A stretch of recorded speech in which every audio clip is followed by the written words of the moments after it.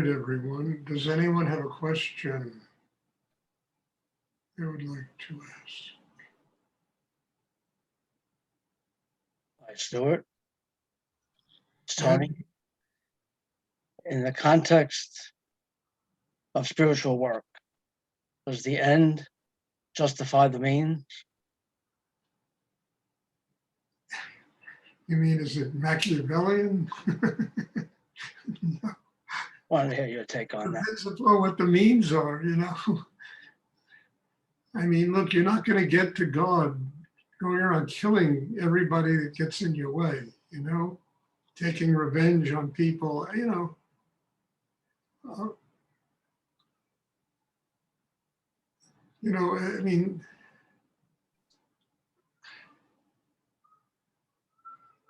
I mean, if the means are doing deep inner work, whether what I teach or somebody else teaches, sacrificing your time, making an effort, contributing to a situation that's making it possible for you to have a spiritual life.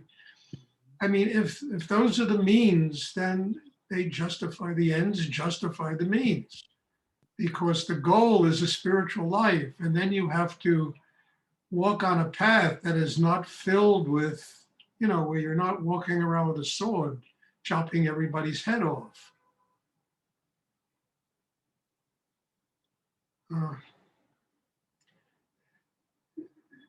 I hope you understand what I'm talking about. I mean, then the ends justify the means. Surrendering, doing things you wouldn't ordinarily do, working against your ego, working against your mind, working against every kind of obstruction that keeps you from, if those are the means, then the ends justify the means. Understand? If you think you're going to cut 7 people's heads off because that's going to get you closer to God, you know, I don't think the ends justify the means. Life is going to become pretty horrible.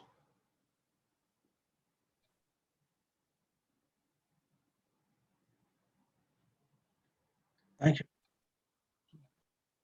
You're welcome. Does anyone else have a question they would like to ask?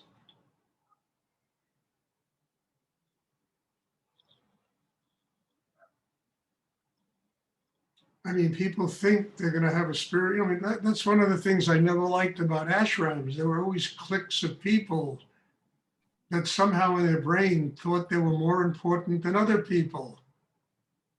And that was going to get them closer to the teacher. There were all these ranks of people and circles of who's in the inner circle and who's not in. I mean, I could never run my situations that way, but I know a lot of situations are run that way.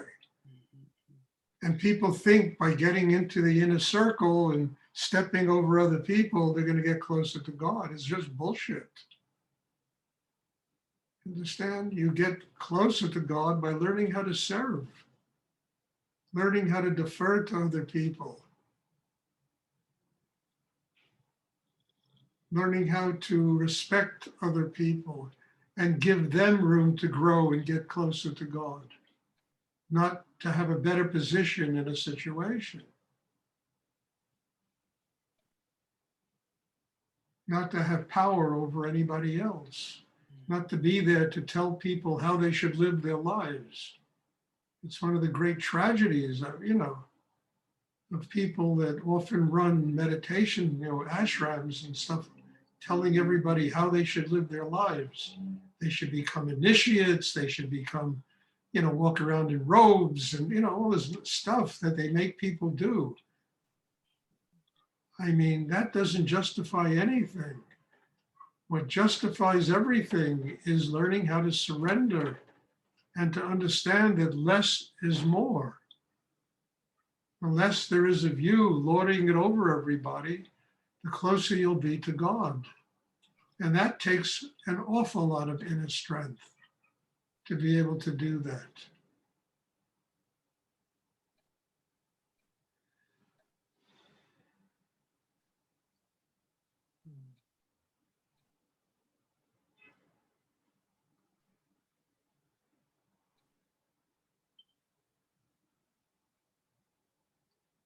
And I've had enough of that in my life, meeting people involved in situations that to me were pretty scary, you know? And watching them doing things that they thought would get them closer to the teacher, not realizing the way to get closer to the teacher is to truly find a way through your heart to open to God. It's the way to get closer, never mind the teacher, to your parents, to your friends, to your people in your life, to life, period.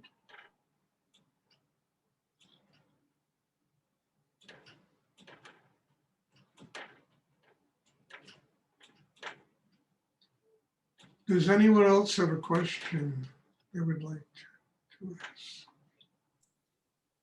Stuart, could you talk about building new healthy patterns to replace old patterns?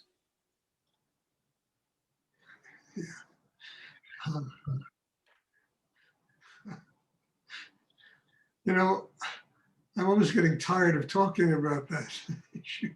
It's really what I talk about.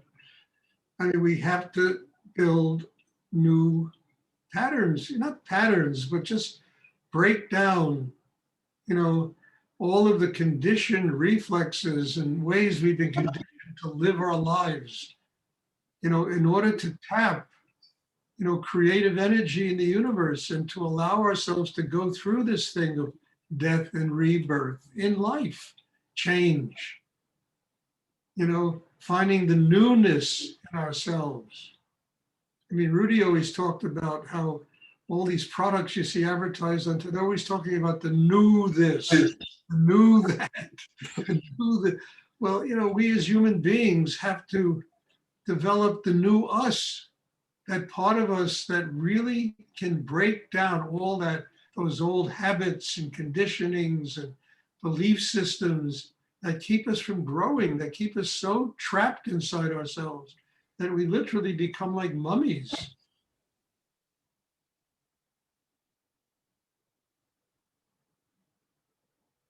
And all our work is about doing that. I certainly have spent my life doing that. Breaking down so many patterns that I had of ways I was living. And a lot of them were just unconscious. You know, we do things to ourselves unconsciously, creating all these patterns, generally looking for some kind of safety in life and not realizing that the only safety in life is connecting with higher energy, being a child of God.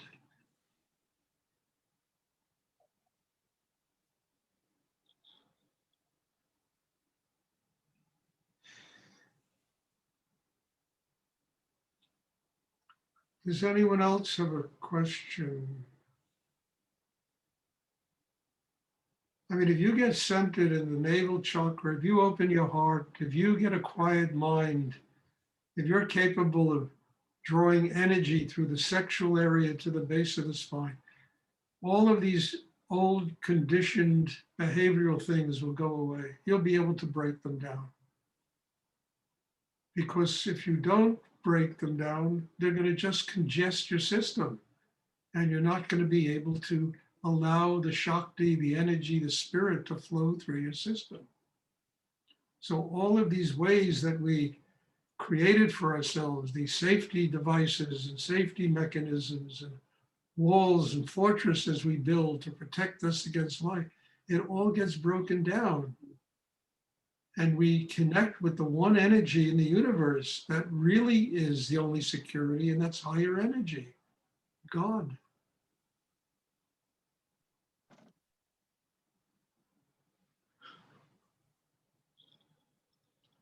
Does anyone else have a question they would like to ask?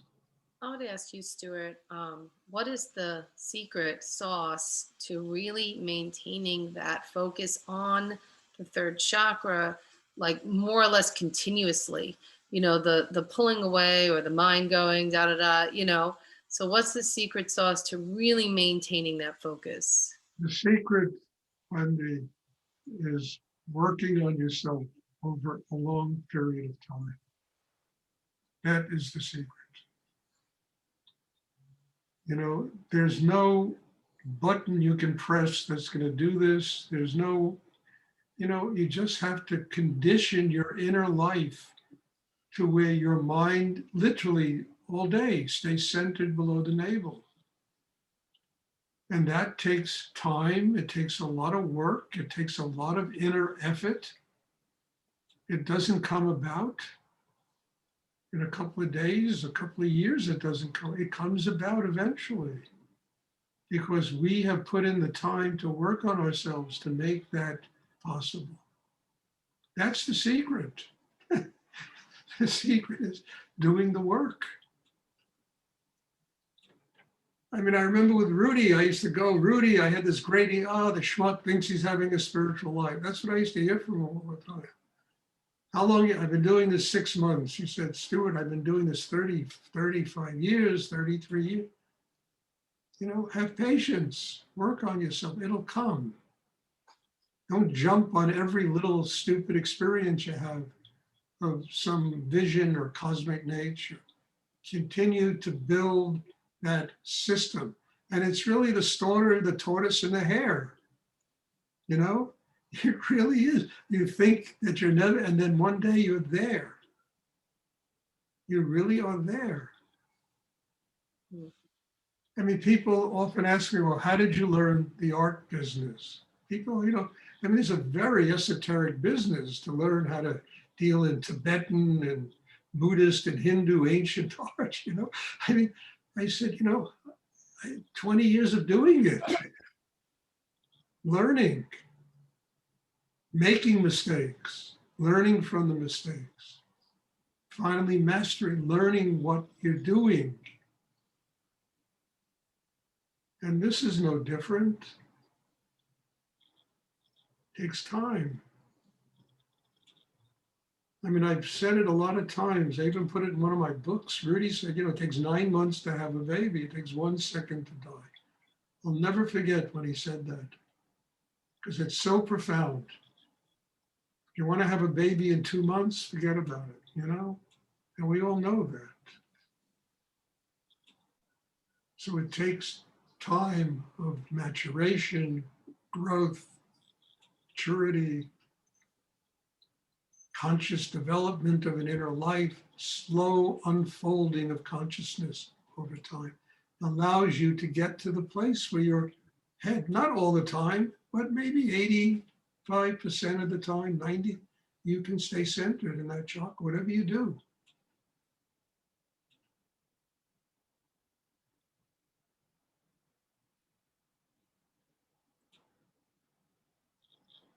That's why probably most teachers don't even teach this thing, you know? You know, they talk about spirit and they talk about God and rituals and rituals and rituals, you know? But the reality is very simple. It's just developing the capacity to keep your mind focused below the navel. That will turn everything around you into something sacred. You don't need to do rituals. Life itself is the ritual. You know, it's just sacred when you learn how to do this.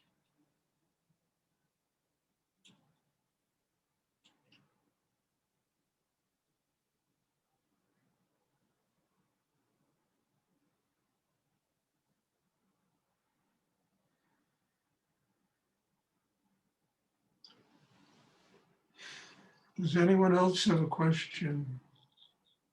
And I don't put people down for doing whatever they do to get to God, you know. I just wanted the fastest path. And I discovered the fastest path was learning how to be the tortoise. Fastest path. There was no faster path than becoming the tortoise in the race with the hare, you know? And having the patience to get to the finish line, you know, and doing the inner work.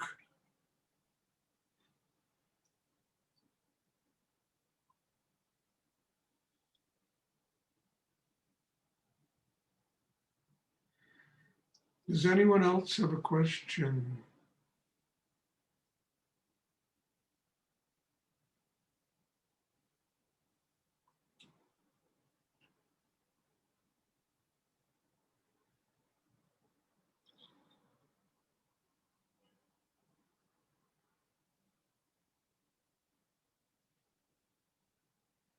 I hope it's clear, I don't want to make your lives hard. I'm just trying to get people to get strong enough inside to do inner work in a direct way, in the quickest, simplest possible way imaginable, and it takes consciousness, it takes time, it takes the kind of things I talk about to learn this. I mean, somebody sent me a picture. I mean, I hate to, it was really scary, today, of two students I haven't seen in 30 years, 25 years. They used to study with me. And I'm telling you, I just took a deep breath and I said, oh, thank God. Thank God for Rudy's meditation practice. I really did, when I saw these people. One of them it was very close to me, both of them, back in the 90s. And then boom, they disappeared. I haven't seen them since. And it was like, my God, all this time they could have been connected and doing this work and learning how to get balanced and maintain that balance, absorbing the Shakti, the energy, and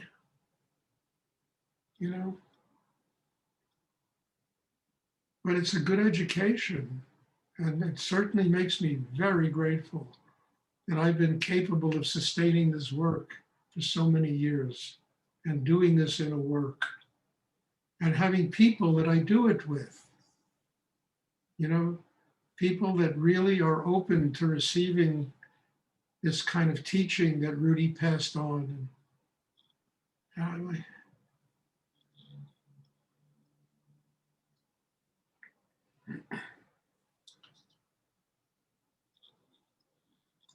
does anyone else have a question they would like to ask?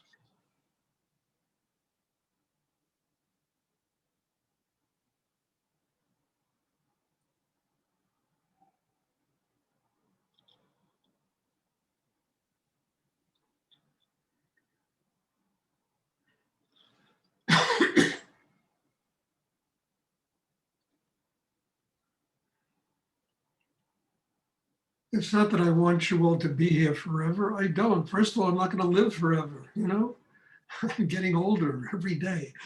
And I want you to learn what is being taught. That's really what I want. Same thing Rudy wanted, is to tell me, learn what I have to teach. I'm not going to be here forever.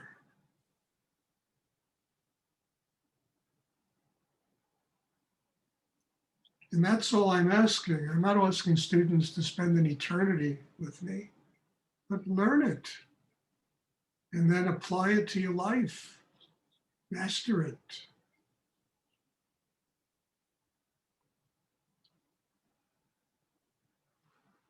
Okay, if there are no more questions, then I'm telling you, these classes are getting almost too much for me. They're very powerful. And God bless you all for being here, for being part of this. And I hope it benefits you. I hope you learn how to become the tortoise, and understand patience and work and growth get you to the finish line. Mastering the craft. It's like I remember going to a concert with Guy Horowitz, a piano player, and he took one finger and touched a note, and it filled all of Carnegie Hall Concert Hall. And I said, how the hell does he do that? And then, 10 hours a day of practice over 20 years. That's how the hell he did it. Mastered it, being the whole concert hall. It's full.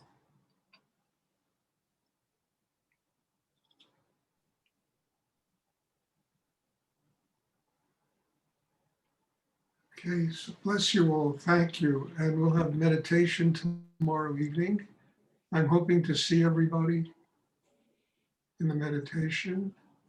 And God bless you all in all the deepest humility. I'm very grateful to be here and share my life with every single one of you. Thank you for coming, and hopefully I'll see everybody tomorrow. Have a great evening. Thank you. Thank you.